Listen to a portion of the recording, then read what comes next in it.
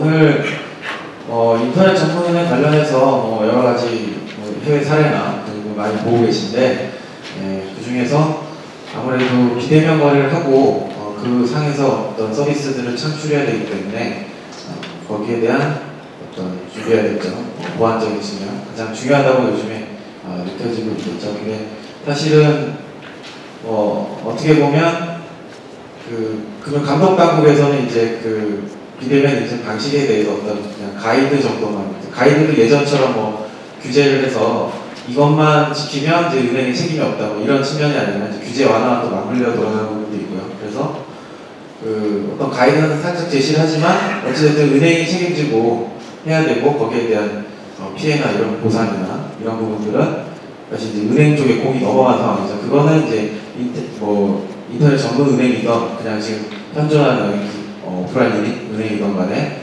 마찬가지 상황입니다. 그래서 그 비대면 인증 그리고 공인인증서를 대체할 수 있는 기술 이것들을 찾아내는데 지금 관심이 많이 집중되고 있죠.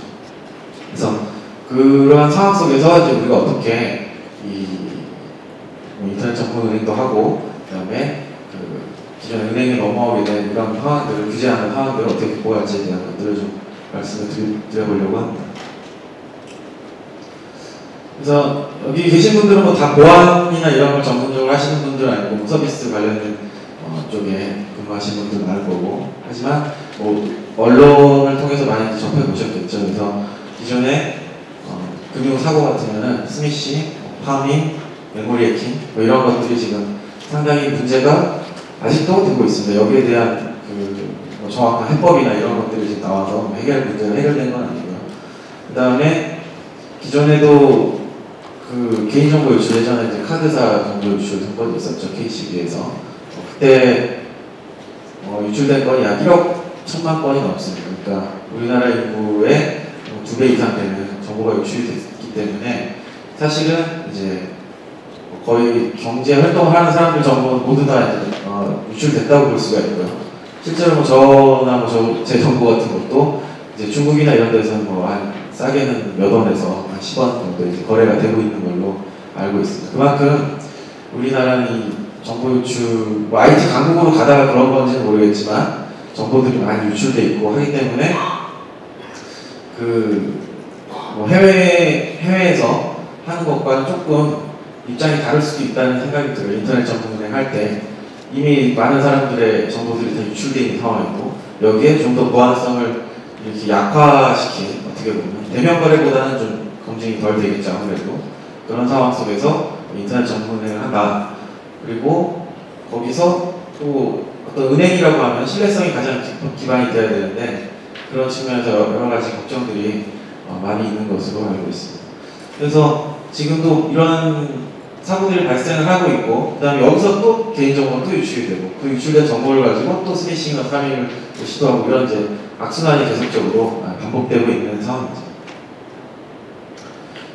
그 중에도 이제 제일 많이 되고 있는 것들이 이제 SMS 탈취, ARS 착신 전환 이런 공격들과 메모리 해킹 공격이라고 이건 좀 새로 나온 공격이 되겠습니다.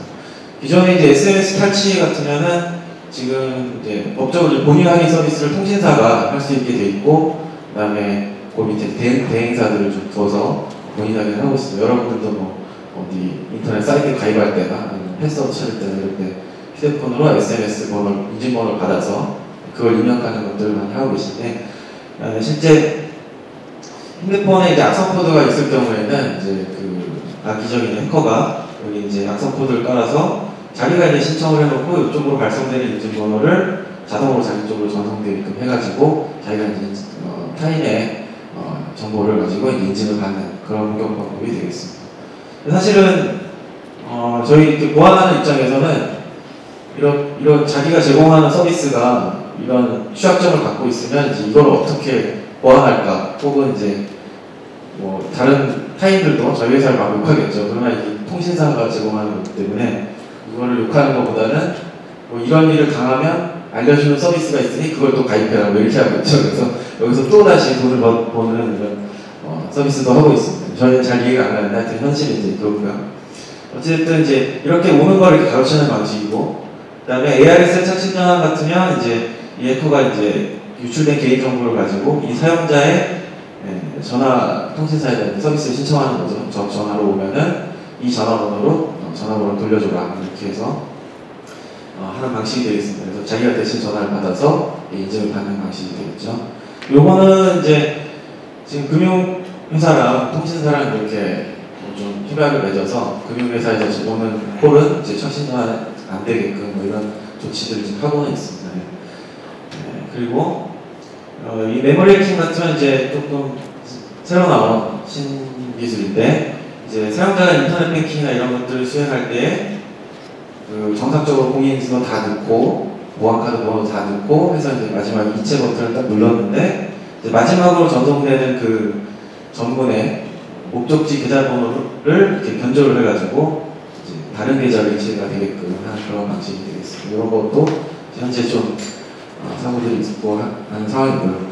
이러한 이러한 공격들에 대한 대응 방안들을 좀 찾아야지만 우리가 인터넷 정보를 하는데 좀 어떤 신뢰성을 가지고 할 수 있겠다 하는 부분들이 있습니다.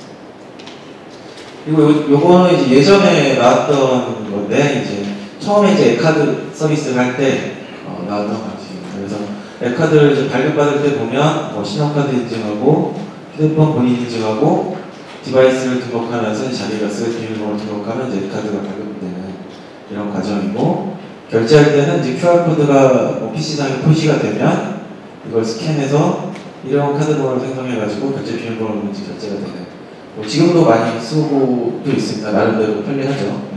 그런 방식인데 이제 뭐 유출된 개인정보나 아니면 스미싱을 통해서 얻어낸 정보를 가지고 이 타인이 자기의 신용카드를 새로 발급받아서 자기 이제 모바일에 다른 모바일에 발급받아서 그걸 가지고 이제 악용하는 그런 사례입니다. 지금은 이제 고쳐졌는데 이 사례를 왜 말씀드리냐면 요게 이제 본인 확인이 잘 안 됐을 때 이런 사건이 발생할 수가 있다는 거죠. 실제 이제 여기 같으면 그 발급되는 그 아이폰과 안드로이드 폰 두 가지로 앱카드가 나왔었는데 그때 아이폰 휴대폰 번호에 접근할 수 없는 그런 한계점이 있었기 때문에 휴대폰 번호를 제대로 확인 안 하고 카드를 발급을 했었는데 그것 때문에 이제 문제가 됐던 그런 사례입니다. 그래서 본인 확인이나 인증이 이제 안 되면 이런 IT 환경에서 이제 빠르고 편하게 뭔가 결제를 하고 서비스를 하려고 할 때 이런 악의적인 사태가 발생할 수 있다는 걸 이제 보여드리고 말씀을 드렸습니다. 그래서 지금 뭐 핀텍에 대한 뭐 이슈도 많고 여기는 뭐 인터넷 정보은행에 대한 이슈지만 사실은 핀텍 하는데 예전에 핀테크가 파이낸스랑 테크놀로지 결합된 단어라고 한다면 뭐 예전부터 다 하고 있던 거 아니냐 뭐 이렇게 말씀하시는 분들도 있어요. 그래서 어떻게 보면 텔레뱅킹도 핀테크였죠. 금융이랑 이 전화 IT의 결합이니까 그것부터 핀테크라고 볼 수도 있는 거고 늘 하던 건데 우리가 하던 건데 뭐 제가 새삼스럽게 떠드냐 뭐 이런 분들도 있고 그 다음에 최근에는 이제 핀텍하고 뭐 스타트업들 막 얘기가 되다 보니까 주로 이제 간편결제 얘기를 주로 많이 하죠. 간편결제 왜냐하면 이제 금융 뭐 규제나 법규상 사실은 스타트업이나 이런 업체들이 뛰어들어서 할 만한 것들이 간편 결제 이쪽밖에 없었습니다. 지금 이제 인터넷 전문에 나오면 그 다음 길이 또 열리는 거고 클라우드 펀딩 관련해서도 법은 통과됐지만 이제 그 클라우드 펀딩 사업에 뛰어드는데 걸리는 법이 그거 하나만 있는 건 아니거든요. 그래서 우리나라 금융법들이 상당히 이렇게 얼기설기 여러 가지 되어 있기 때문에 거기도 앞으로 또 헤쳐나가야 될 그런 상황입니다. 그런 와중에 현재 그런 핀테크가 뭐냐라고 할 때 이렇게 저희는 이제 이렇게 보고 있습니다. 그래서 기존에 제공이 불가능했던 서비스 혹은 기존에 불편해서 제공을 못했던 서비스를 제공 가능하게 하고 편리하게 한다.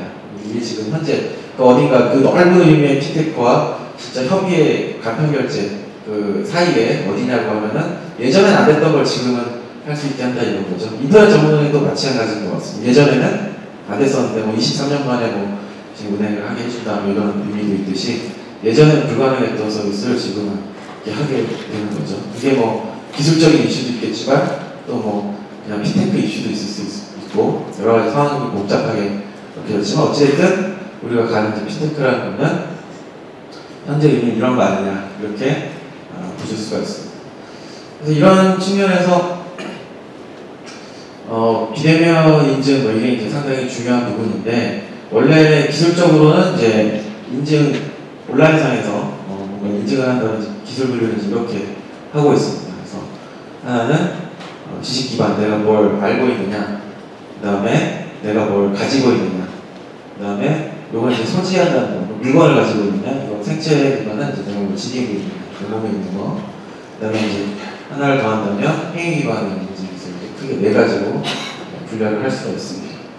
지식 기반 인증은 원래 우리가 많이 쓰고 있는 방식이죠. 패스워드 방식 이런 방식, 기존 방식이 되겠고, 그 다음에 NFC 인증 같으면 이제 모바일을 내가 갖고 있거나 아니면 어떤 모바일 그 동물 같은 게 있는데 거기 내가 소지하고 있는 걸 이렇게 다 낼 때 내 이거를 이 물건을 가지고 있다. 이거 가지고 내가 나임을 증명을 하는 거죠. 그리고 OTP 인증 같으면 OTP 번호를 발생해주는 그 OTP 장비를 내가 가지고 있다. 네, 그거가 이제 내가 나임을 증명하는 방식. 그 다음에 QR코드 같으면 이제 아까 약화증을 이렇게 되면 내 명의로 등록이 된 휴대폰을 내가 가지고 있고 이걸로 내가 지금 이걸 QR코드를 스캔했다. 이걸로 이제 내가 나임을 증명하는 방식이 되겠죠. 그래서 이런 것들은 이제 소지 기반의 기사로 볼 수 있습니다. 이런 것들은 이제 기존에 많이들 좀 활용을 했었고 하는 부분인데 물론 이제 생체 기반 인증도 저기 사무실 들어가실 때 질문도 되고 여러 가지 하시기 때문에 생체 정보를 활용합니다. 근데 이제 이 생체 기반 인증 기술이 좀 많이 요즘에 나오는 이유는 뒤에서 잠깐 말씀드리겠지만 우리 예전에는 이제 이 편리하면 좀 보안이 허술했죠. 뭐 예를 들어서 패스워드만 딱 넣으면 다 되고 이런 방식이 있었고 고객인증서가 좀 설치하고 뭐 하는 건 아니지만 하여튼 그 보안성이 높으면 좀 불편한 걸 감수한 그런 것들이 있었습니다. 그래서 지금은 핀테크 얘기 나오고 이슈가 되면서 이제 보안과 편리함을 둘 다를 쫓아야 되는 그런 상황이 많이 됐는데 그렇기 때문에 이렇게 휴대가 편리하고 내가 늘 몸에 지니고 나니까 내가 지니고 있는 거니까 편리성과 보안성 측면에서 생체 기반 인증 기술이 많이 언급이 되고 있습니다.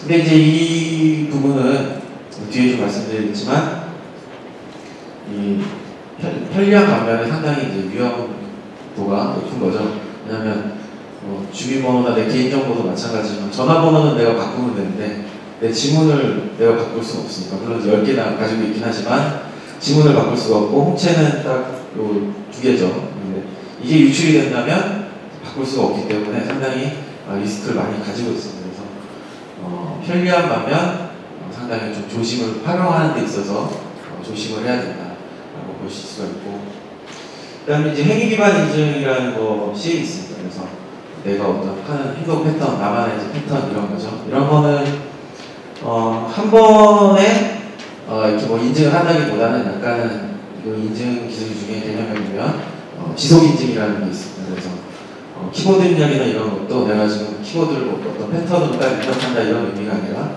내가 키보드를 입력하는 이 행위 패턴이죠. 속도나 뭐 이런 것들을 오랜 기간 분석해서 지금 딱 어떻게 로그인할 때 쓰는 게 아니라 로그인한 후에 이 사람이 계속적으로 어떤 작업을 하고 있는데 원래 작업하던 속도나 패턴 이런 것보다 틀리다. 이렇게 약간은 이제 빅데이터 분석이랑 FDS 측면이 있는 거죠. 그래서 그런 쪽에 활용되는 기술이 되겠습니다. 이 위치나 시간 행위 패턴도 마찬가지로 이 사람이 늘 다니던 데인데 그 아닌 데서 자꾸 뭔가를 한다든지 이런 식의 어떤 행위 패턴들이 미리 이제 데이터가 쌓여 있을 때 그때 활용할 수 있는 이런 인증 방식이 되고요.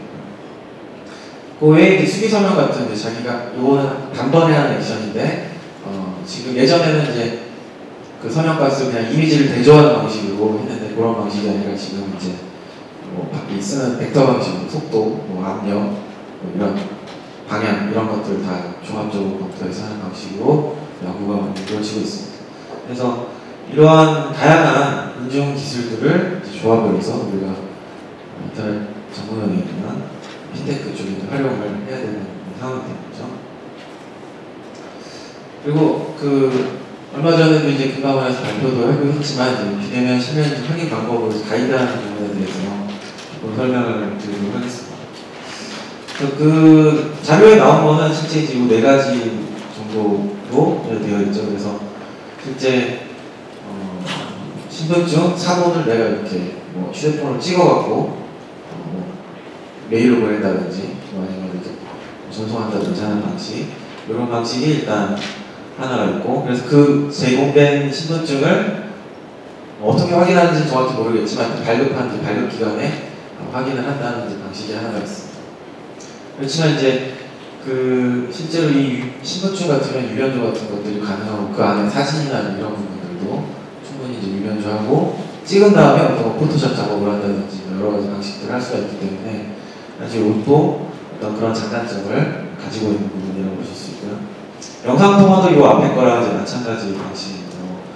실제로 웹캠으로 찍은 거를 사람도 얼굴도 보고 자기 신분증을 이렇게 보여줘가지고 하는 것 같은데, 이제 사실 그 안에 있는 사진도 문제고, 그 안에 신분증 안에 있는 사진도 잘 보이지 않는 그런 부분들도 있고요. 그래서 실제 좀 어려운 부분과 그 다음에 그 영상 통화를 위한 시스템 구축도 필요하다는 그런 단점들도 언급이 되고 있습니다.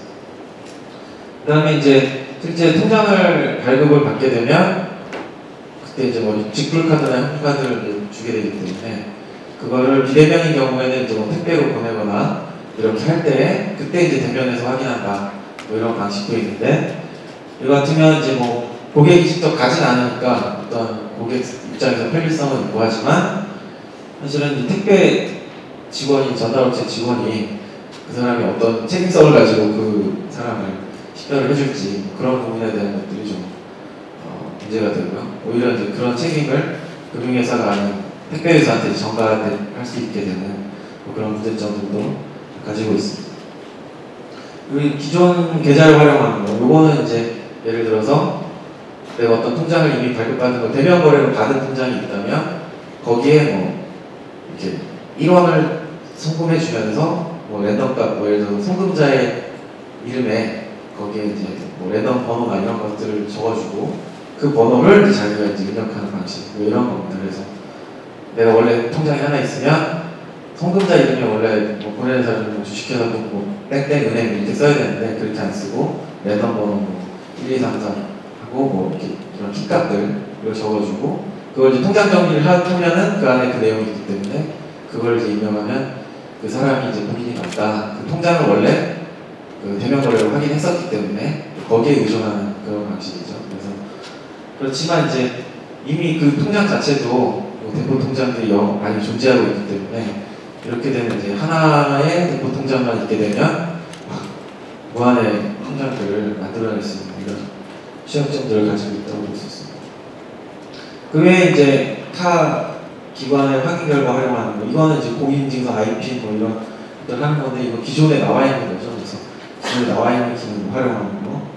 그 다음에 다수의 개인정보를 검증하는 거. 이거가 이제 주로 그 카드사나 뭐 이런 데서 본인 확인 전화 오면 여러 가지 물어보죠. 주소, 끝자리를 말해주세요. 뭐 계좌 이체 은행은 어디입니까? 뭐 물어보는데 사실 우리 그거 다 유출돼 있죠 지금. 그래서 그 예전에 보면은 이걸 가지고 뭐 아까 말씀드린 착신전화 서비스 이런 걸 하는 사례도 있습니다. 예를 들어서 내가 이제 해외 출장 갔다고 휴대폰을 이렇게 정지해놨는데 그 사람의 개인정보를 이용해서 악의적인 사용자가 통신사에 전화를 걸어서 이제 나 이거를 휴대폰을 다시 살려주고 착신전화 일로 해달라, 이걸 서비스 신청한 거죠. 그랬더니 이제 그 콜센터 직원은 한 5개를 물어봤는데 3개를 물어봤나?